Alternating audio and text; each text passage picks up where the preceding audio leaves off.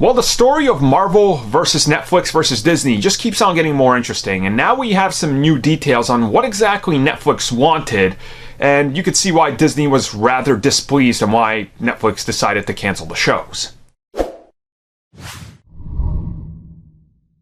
So, we recently learned that things weren't all good.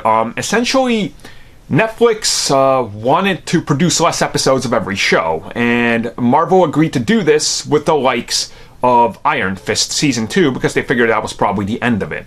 But at the same time, things were already shaken kind of to its foundation after the first season because they had to start going and renegotiating again. And what we recently found out was the fact that Netflix actually went to Disney and they demanded each season be cut down to 6 to 8-ish episodes max.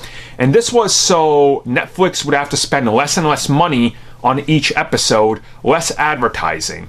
At the same time, they wanted to strengthen their contract so that Marvel could never use these characters in another capacity. So imagine a scenario where Marvel Studios did want to use some of these characters in a giant crossover. Netflix would not allow it because they would have a sort of Sony, you can say, stranglehold on these characters, where Netflix essentially had contracts to them, and as long as they kept producing anything every so often, they would hang on to these character rights.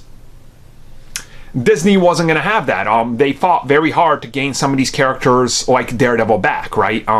They wanted them back, and this is what happened. Netflix wanted to try to throw them into a contract that would kind of put them in the same position they were at years ago, and there was no value of that to Disney because it's their properties and they want to make money off of them, right? So you could see why the two kind of butted heads and why they ultimately ended up parting ways when Netflix was like, okay, then if you're not going to give us these characters rights, then we're not going to keep producing them.